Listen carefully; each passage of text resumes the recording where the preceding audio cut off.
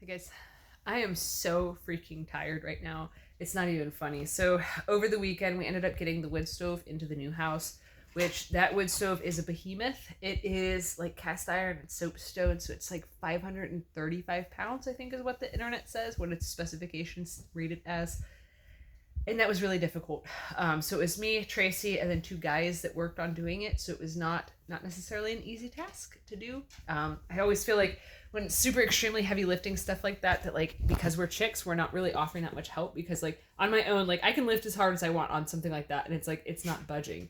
But same with Tracy, same with each of the guys. They were like each trying on their own, and it was like barely moving. So it's like one of those things where for your ego you're like, man, I feel like a weakling because it's not doing much, but it definitely is a teamwork thing. But anyways, so we got that moved. We don't have it installed, we don't have it hooked up or anything like that, because we ended up needing more supplies, more materials. So basically this week we've been working on figuring out what materials were needed. Yesterday we went to Menards and we got pretty much everything that we need for the next several steps of the process. So a lot of lumber, an astronomical amount of 2x4s, and then some 2x6s and different things like that. So that way the contractor can fix the structural issues in the master bedroom. And then I have enough 2x4s to do, basically I need to make stalls for in the barn. So then that way, once it becomes time for us to move the animals there, everything's all set up. It's so different moving a farm and stuff than moving just like a regular household, because it's not like, okay, well, I just have to worry about, getting the house done up. So then that way it's safe for us to move in there. Watch out, Bella. The dogs are up on the futon with me.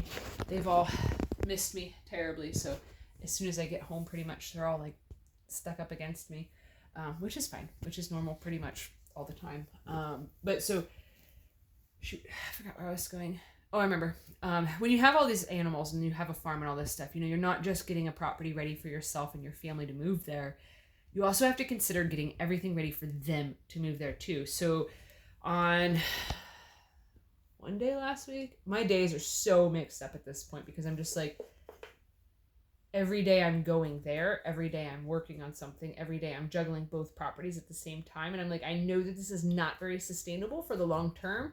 So I'm putting a lot of my energy and focus into getting everything ready to go there. So in that way I don't have to keep living in two realities and two realms at the same time, because that's just really tiring, really exhausting to not know where half of your stuff is at and just constantly just keep being confused. Like last night on our way home, because we went to Menards, we got a whole bunch of materials, but then it was ending up being really late by the time we got home. Late for us, actually. It was like 8 p.m., so it was completely dark and stuff. I actually almost drove past our current house because I thought, we're going home. And I was working on going right back to the new house. Kind of made that mistake. And Tracy's like, where are you going? As we're like rapidly approaching our driveway, and I was going way too fast. I was like, oops, my bad. But so... yeah, it's very upside down, topsy-turvy to basically be staying in two places at the same time, having some of my meals here, have some of my meals there, and it's weird.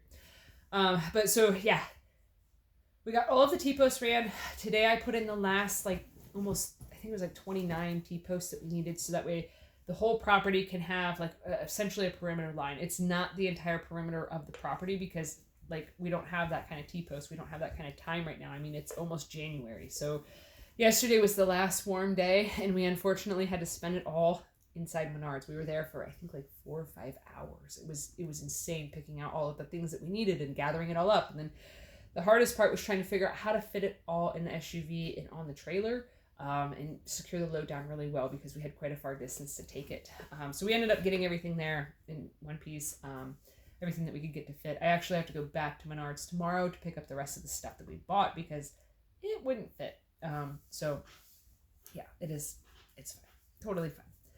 It's a good thing gasoline is so cheap right now, because that SUV of ours with hauling the trailer, I've been getting a little low, like I think the first time that I checked the gas mileage, it was like a little over 13 miles per gallon. So I'm used to getting close to 40 in my little car, and now I'm like, I just got gas like 3 days ago. Like, what the heck? But it is what it is. I mean, I have to haul stuff. I have to move stuff. Like, it is what it is. But I mean, it's a bit of a sticker shock to be like, oh wow, that's what a V6 looks like.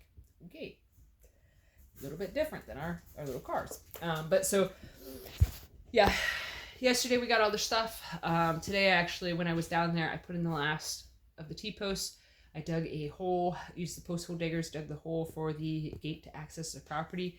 So that way we can have like a smaller gate instead of like a big gate. We have to have multiples. It's a weird setup. Next time I'm there, I'll show you guys how we have everything set up and ran. But I knew that today was going to be, because yesterday, like I said, it was like in the 60s, low 60s and raining. And then today, when I started running the T-post, it was, I think, like 20 degrees outside, and the real feel was 10. So it was extremely cold, even with having multiple layers on and working really hard and stuff like that. I was still like not doing well. But got it all done. I got the countertop cut and set in place for the kitchen, and I got the kitchen deep cleaned.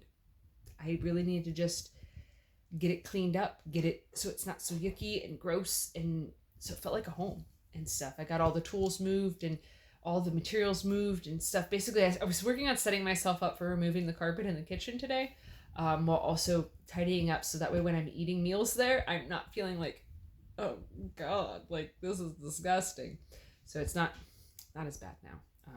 It's very difficult, actually, I learned today, to work on cleaning up a house without running water. So that is something too that we discovered too over the weekend when we were ripping out the old dishwasher, that we do in fact have to replumb the house. So kind of a bummer there. We decided this time around that instead of doing PVC, we were going to bite the bullet and do PEX. So Tracy will have to learn how to run PEX.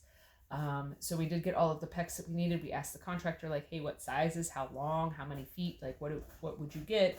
What would you grab? That sort of a thing. We did not grab any connectors or fittings or anything like that. I'm not sure if we should do the crimping stuff or just get like the shark bites to attach.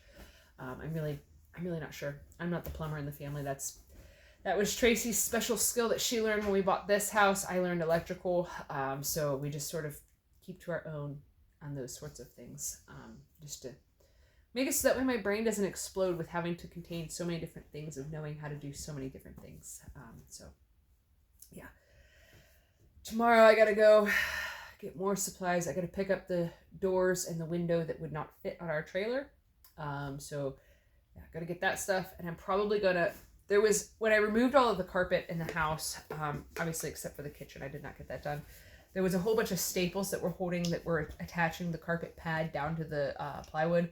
So what I'm going to do is I'm going to actually work on, probably on Wednesday after I get the carpet pulled up in the house, I'm going to work on the monotonous task of removing or pounding in staples. I'm probably just going to remove bits of carpet pad wherever I can find it, and then pound in the staples, and then get like a 1/4 inch thick board to put over everything, like a new subfloor in the entire house. Just so then that way I don't have to worry about anything coming back up, because I was warned that basically, if I don't, even with getting all the staples and stuff pounded back in, eventually with walking around, vibrations, things of that nature, they'll work their way up. And since we want to put linoleum in there, it's going to cut holes into the linoleum. So got to put a little bit of a thin subfloor down. That's really not going to be that big of a deal for me to do. A lot of this stuff is just, what do I want to do? What do I not want to do? What do I want to do myself? And what do I want to hire out? Because like my knees took a lot of damage doing our current house, especially doing like the flooring and doing the electrical. So there's a lot of things that I'm like, not worth the pain. Not worth the pain of this, not worth the pain of that, not worth the aggravation to do this, not worth this, not worth that. And those sorts of jobs were basically putting band-aids over right now until we sell our current house. So then that way we can then just pay somebody else to do the things that are like, oh God, that's going to cause me weeks worth of agony. Like I'm not doing stuff like that. So yeah, I think that's about it. It's kind of tiring on my shoulder right now to actually hold the phone up, especially since I forgot the tripod. So yeah, I'm going to cut this off here. So thanks for watching. Have a good one, guys.